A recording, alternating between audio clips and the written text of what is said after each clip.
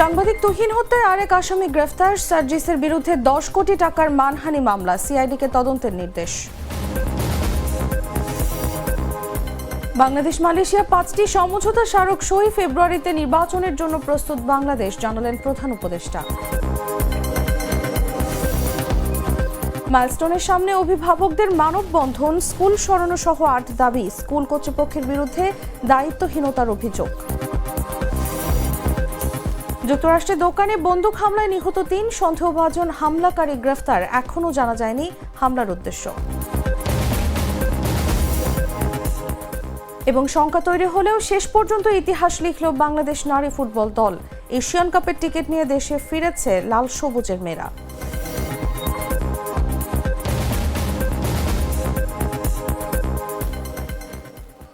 এতক্ষণ শুনছিলেন সংবাদ শিরোনাম। দর্শক, আমন্ত্রণ দুপুর 3টার নিউজে, সাথে আছি আমি তাসলিমা তিথি। আজকাল সাধারণ খাবার এখন হবে অসাধারণ। প্রাণ স্বাদের মশলা, স্বাদ বাড়ায়, ঘ্রাণ ছড়ায়। চলে যাচ্ছি পুরো খবরে।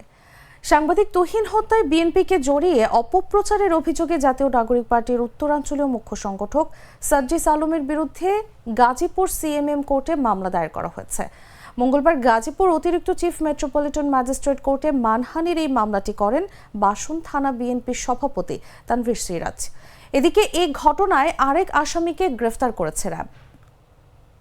গাজীপুরে আলোচিত সাংবাদিক তুহিন হত্যার ঘটনায় প্রথমে চাঁদাবাজি কিংবা ছিনতাই ধারণা করা হলেও পরে তদন্তে জানা যায় ছিনতাই বা চাঁদাবাজি নয়, হানি ট্র্যাপের চক্রের সদস্যদের ভিডিও করার কারণেই খুন করা হয় তুহিনকে। ওই এলাকার একাধিক সিসিটিভি ফুটেজ পর্যালোচনা করে আলোচিত এই খুনটির মূল কারণ সম্পর্কে নিশ্চিত হয় পুলিশ।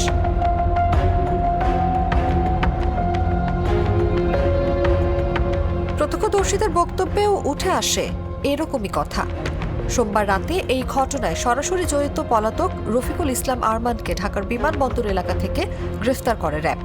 গ্রেফতারের পর পুলিশের কাছে হস্তান্তর করে র্যাব 1-এর সদস্যরা। এর আগে এই ঘটনায় জড়িত 7 জনকে গ্রেফতার করা হয়। এদিকে সাংবাদিক তুহিন হত্যায় বিএনপিকে জড়িয়ে অপপ্রচার করার অভিযোগে এনসিপির উত্তরাঞ্চলীয় মুখ্য সংগঠক সার্জিস আলমের বিরুদ্ধে মামলা দায়ের করা হয়েছে। মঙ্গলবার গাজীপুর চিফ মেট্রোপলিটন ম্যাজিস্ট্রেট আদালতে 10 কোটি টাকার মানহানির এই মামলা দায়ের করা হয়।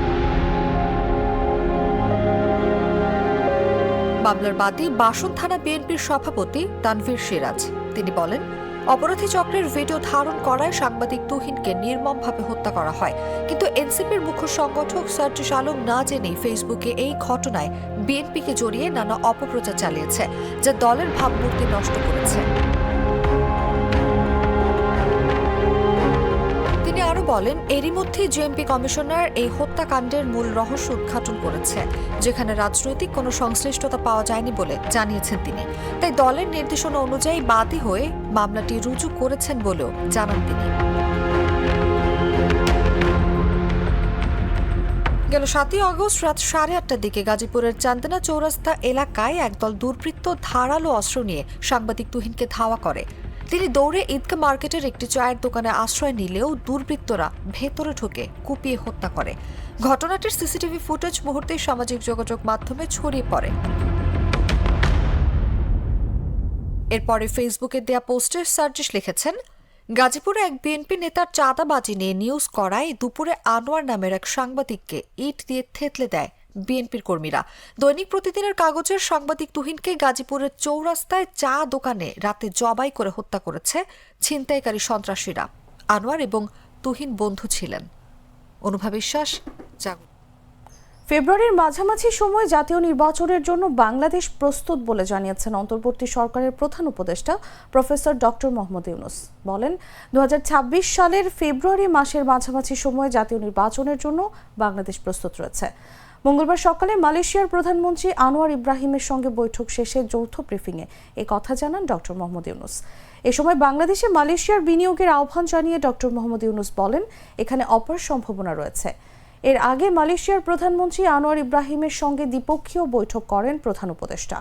মালয়েশিয়ার প্রধানমন্ত্রীর কার্যালয়ে দুই দেশের মধ্যে উচ্চ পর্যায়ের 2টি বৈঠক হয়। বৈঠকে প্রধান উপদেষ্টা মোহাম্মদ ইউনূস এবং মালয়েশিয়ার প্রধানমন্ত্রী আনোয়ার ইব্রাহিম নিজ দেশের পক্ষে নেতৃত্ব দেন।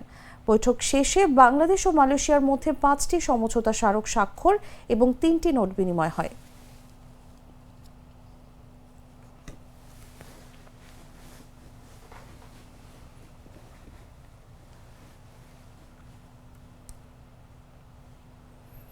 8 দফা দাবি জানিয়েছেন রাজধানীর উত্তরার দিয়াবাড়িতে মাইলস্টোন ট্র্যাজেডিতে নিহতদের স্বজনরা। মঙ্গলবার সকালে মেট্রো স্টেশনের ডিপোর সামনে মানববন্ধন করে এ দাবি জানান তারা। এর মধ্যে রয়েছে স্কুল স্থানান্তর, সিসিটিভি ফুটেজ প্রকাশ, কোচিং বাণিজ্য বন্ধ, ক্ষতিপূরণ ও সুষ্ঠু তদন্তের দাবি। এ সময় স্কুল কর্তৃপক্ষের বিরুদ্ধে দায়িত্বহীনতার অভিযোগ তোলেন তারা। আমাদের জন্য তো স্কুল না, এটা তো মৃত্যুপুরী। আমাদের বাচ্চাগুলোকে এই স্কুলে পুড়িয়ে মারা হয়েছে। রাজধানীর উত্তরার দিয়াবাড়িতে মাইলস্টোন স্কুল অ্যান্ড কলেজ স্থানান্তর, দুর্ঘটনার দিনের স্কুলের সিসিটিভি ফুটেজ দেখতে দেওয়া সহ 8 দফা দাবি জানিয়েছেন মাইলস্টোন ট্র্যাজেডিতে নিহত স্বজনেরা। মঙ্গলবার সকাল 7:30টায় এ মানববন্ধন শুরু হয়। এ সময় অভিভাবকদের চোখ ছলছল করছিল। অনেকেই স্কুল কর্তৃপক্ষের বিরুদ্ধে দায়িত্বহীনতার অভিযোগ করেন। স্বজনদের দাবি, সুষ্ঠু তদন্ত ও বিচার নিশ্চিত করা, সারা দেশে মাইলস্টোন স্কুল সহ সব শিক্ষা প্রতিষ্ঠানের কোচিং বাণিজ্য বন্ধ করতে হবে, সরকারের পক্ষ থেকে প্রতিটি নিহত বাচ্চার জন্য 5 কোটি টাকা ক্ষতিপূরণ ও প্রতিটি আহত বাচ্চার জন্য 1 কোটি টাকা দিতে হবে। এছাড়া স্কুলের পক্ষ থেকে প্রত্যেক নিহত বাচ্চার জন্য 2 কোটি এবং প্রতিটি আহত বাচ্চার জন্য 1 কোটি টাকা জরিমানা দিতে হবে। রানওয়ে থেকে শিক্ষা প্রতিষ্ঠানের স্থান পরিবর্তন করতে হবে। কোচিং ব্যবসার মূল হোতা স্কুল শাখার প্রধান শিক্ষিকাকে 72 ঘণ্টার মধ্যে অপসারণ করে সুষ্ঠু তদন্তের মাধ্যমে তার বিচার করতে হবে। স্কুলের সিসি ক্যামেরার ফুটেজ দেখাতে হবে ও বিমান বাহিনীর প্রশিক্ষণ ব্যবস্থা জনহীন জায়গায় করতে হবে। সকালে মাইলস্টোন ট্র্যাজেডির সুষ্ঠু তদন্ত ও বিচারের দাবিতে স্কুল সংলগ্ন মেট্রো স্টেশন ডিপোর সামনে মানববন্ধন ও বিক্ষোভ করেন নিহত শিক্ষার্থীদের অভিভাবকরা। আমাদের আদরের সন্তান অত্যন্ত ভালো একটা ছেলে ছিল, আজকে আমাদেরকে ছেড়ে চলে গেছে। কেন এই স্কুলটা এখানে প্রতিষ্ঠিত হলো, কারা এটার জন্য দায়ী, সুষ্ঠু তদন্ত করতে হবে। আমি কেন কোচিং করাবো, আমাদেরকে মেন্টালি প্রেশার দেওয়া হয়েছে। আমার সন্তান প্রতিদিনে এসে বলে ওর মার কাছে, আম্মু আমার সাথে আজকে স্যার মিসবিহেভ করেছে কোচিং করার না কারণে। আজকে যে এখানে প্রধান আছে উনি আজকে শত শত কোটি টাকার মালিক। কিভাবে হয়েছে? এই কোচিং বাণিজ্য করে এখানে কোটি কোটি টাকার মালিক হচ্ছে। কোনো বাবা মার বুক যেন আর ভবিষ্যতে খালি না হয়। আমরা সরকারের কাছে সুষ্ঠু তদন্ত চাই। এ সময় অভিভাবকরা ফুলগুলো সব পুড়ল কেন, জবাব চাই, বিচার চাই, ফুল পাখি সব পুড়ল কেন, জবাব চাই, বিচার চাই, বাচ্চাগুলো পুড়ল কেন, জবাব চাই, বিচার চাই বলে স্লোগান দিতে থাকেন। জোর করে কোচিং করানো স্কুলের মাইলস্টোন ট্র্যাজেডিতে নিহত 3য় শ্রেণীর শিক্ষার্থী সাইমা আক্তারের মা রিনা আক্তার অভিযোগ করেছেন কোচিং বাণিজ্যের কারণেই তার মেয়ের মৃত্যু হয়েছে। মঙ্গলবার সকালে মাইলস্টোন ট্র্যাজেডির সুষ্ঠু তদন্ত ও বিচারের দাবিতে আয়োজিত মানববন্ধন ও বিক্ষোভ কর্মসূচি থেকে এসব কথা বলেন তিনি। এ সময় সুষ্ঠু তদন্তের দাবি জানান তিনি। মেয়ে বলতো মা কোচিং না করলে মিস আদর করে না। আমি মেয়েকে কোচিংয়ে দিলাম, সেই কোচিংয়ের কারণেই আমার মেয়ে মারা গেল। এই কোচিংয়ে আমার মেয়ের সর্বনাশ করলো। এভাবেই কথাগুলো বলছিলেন মাইলস্টোন ট্র্যাজেডিতে নিহত 3য় শ্রেণীর ছাত্রী সাইমা আক্তারের মা রানী আক্তার। মাইলস্টোন ট্র্যাজেডির সুষ্ঠু তদন্ত ও বিচারের দাবিতে আয়োজিত মানববন্ধন ও বিক্ষোভ কর্মসূচি থেকে তিনি এসব কথা বলেন।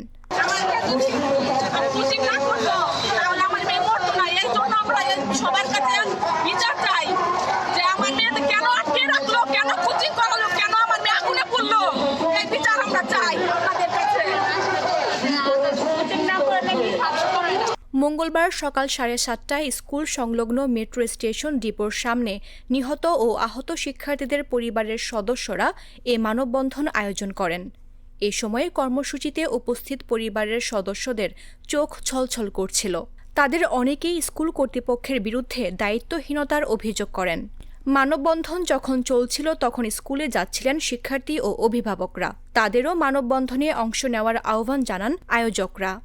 নিহত উম্মে আফিয়ার মামা সাব্বির বলেন, আজ অনেক দিন হলো এই ঘটনার কী তদন্ত হলো, কী বিচার হলো আমরা জানতে পারিনি।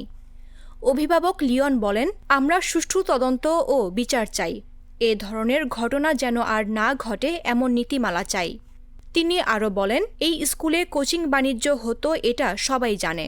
এই কোচিং করার কারণে বাচ্চাগুলো মারা গেল। কোচিং ব্যবসার মূল হোতা, কোচিং ব্যবসা থেকে পার্সেন্টেজ নিয়ে উনি ঢাকা শহরে 3টা ফ্ল্যাট কিনেছেন। মিস খাদিজাকে 72 ঘন্টার জন্য অপসারণ করতে হবে। স্কুলের সিসিটিভি ফুটেজ আমাদেরকে দেখাতে হবে। তো আমরা চাচ্ছি আমার বাচ্চাদের সাথে শেষ মুহূর্তে কি হয়েছিল। 8 দফা বিমান বাহিনীর প্রশিক্ষণ ব্যবস্থা জনহীন জায়গায় করতে হবে। যে শিক্ষক 6 মাস বাবার গায়ে হাত দিচ্ছে তাকে অতি দ্রুত আইনের আওতায় আনতে হবে। এ সময় অভিভাবকরা ফুলগুলো সব পুড়ল কেন, জবাব চাই, বিচার চাই, ফুল পাখি সব পুড়ল কেন, জবাব চাই, বিচার চাই, বাচ্চাগুলো পুড়ল কেন, জবাব চাই, বিচার চাই স্লোগান দেন। বিমান বিধ্বস্তের 12 দিন পর গত 3 আগস্ট খুলেছে মাইলস্টোন স্কুল অ্যান্ড কলেজ। প্রথম দিন নবম থেকে দ্বাদশ শ্রেণীর কিছু শিক্ষার্থী ও অভিভাবক ক্যাম্পাসে আসেন। তবে আগের সেই হইহুল্লোড়ের দেখা মেলে না। চারদিকে একটা নিস্তব্ধতা বিরাজ করে। গ্লিটারের টুইন লেমন ও অ্যান্টিব্যাকটেরিয়াল ফর্মুলা বাসনকে চকচকে জীবাণুমুক্ত করে আমাদের দেয় গ্লিটার গ্যারান্টি। ট্রেন ছাড়ার পর স্টেশন মাস্টারকে বলে ট্রেনে ওঠার সুযোগ নেই বলে মন্তব্য করেছেন আন্তর্জাতিক অপরাধ ট্রাইব্যুনাল। ক্ষমতাচ্যুত প্রধানমন্ত্রী শেখ হাসিনার পক্ষে মানবতা বিরোধী অপরাধের অভিযোগে করা মামলায় আইনি লড়াই করতে সুপ্রিম কোর্টের আইনজীবী মোহাম্মদ জহিরুল ইসলাম খান পান্নার আবেদন শুনানিতে মঙ্গলবার এমন কথা বলেন। এর আগে সাবেক প্রধানমন্ত্রী শেখ হাসিনার পক্ষে মামলা লড়তে চেয়ে সিনিয়র আইনজীবী জেডাই খান পান্নার পক্ষে তার জুনিয়র আইনজীবী নাজনীন আরা ট্রাইব্যুনালে আবেদন করেছিলেন।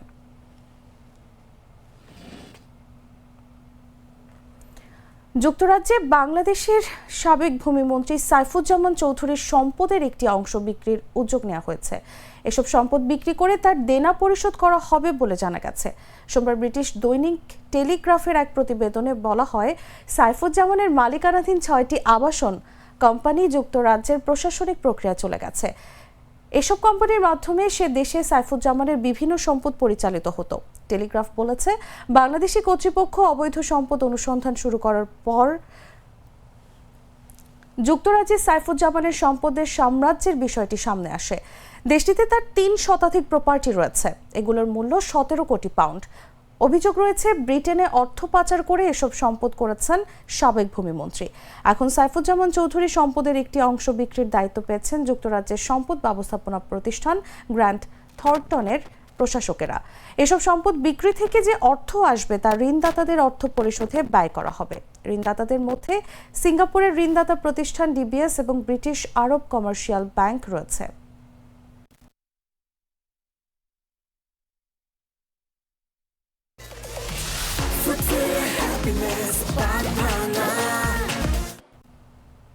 জানাবো আন্তর্জাতিক সংবাদ।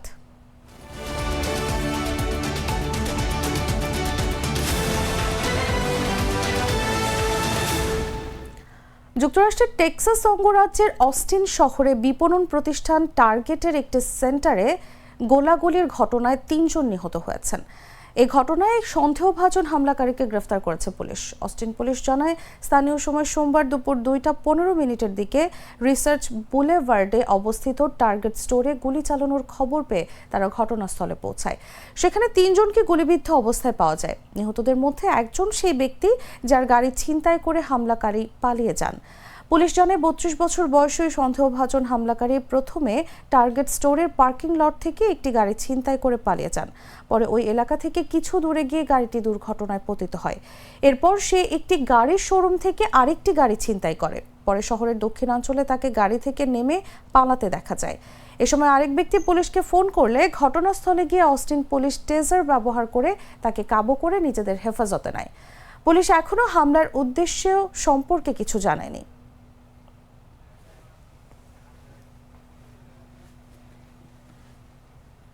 সংবাদ শেষ করব খেলার খবর জানিয়ে।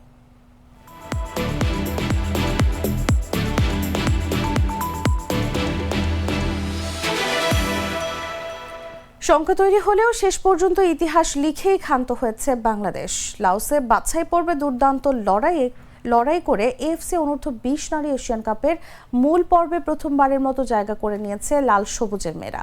ইতিহাস গড়ে এবার দেশে ফিরেছে নাফিদা খন্দকাররা।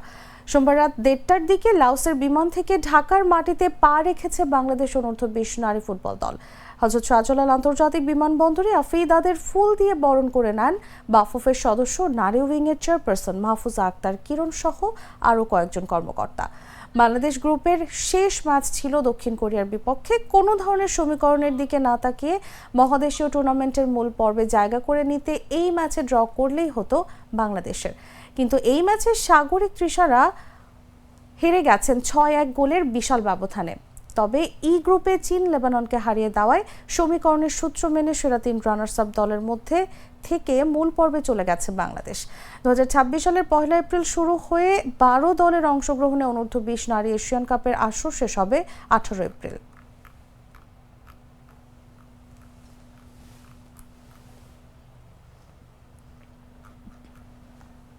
দর্শক, সংবাদ শেষ করার আগে শিরোনামগুলো জানিয়ে দিচ্ছি আরও একবার।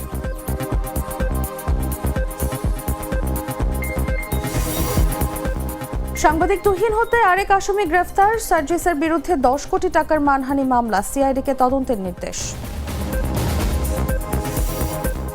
বাংলাদেশ মালয়েশিয়া 5টি সমঝোতা স্মারক সই, ফেব্রুয়ারিতে নির্বাচনের জন্য প্রস্তুত বাংলাদেশ, জানালেন প্রধান উপদেষ্টা। মাইলস্টোনের সামনে অভিভাবকদের মানববন্ধন, স্কুল সরানো সহ 8 দাবি, স্কুল কর্তৃপক্ষের বিরুদ্ধে দায়িত্বহীনতার অভিযোগ। যুক্তরাষ্ট্রের দোকানে বন্দুক হামলায় নিহত 3 সন্দেহভাজন হামলাকারী গ্রেফতার, এখনও জানা যায়নি হামলার উদ্দেশ্য। এবং শঙ্কা তৈরি হলেও শেষ পর্যন্ত ইতিহাস লিখল বাংলাদেশ নারী ফুটবল দল, এশিয়ান কাপের টিকিট নিয়ে দেশে ফিরেছে লাল সবুজের মেয়েরা।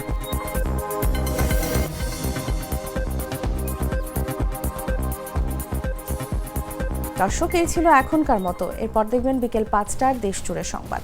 প্রতি মুহূর্তে সর্বশেষ খবর জানতে ভিজিট করুন jagonews24.com। ফলো করুন আমাদের ভেরিফাইড ফেসবুক পেজ এবং সাবস্ক্রাইব করুন জাগো নিউজের ইউটিউব চ্যানেল। ধন্যবাদ সবাইকে।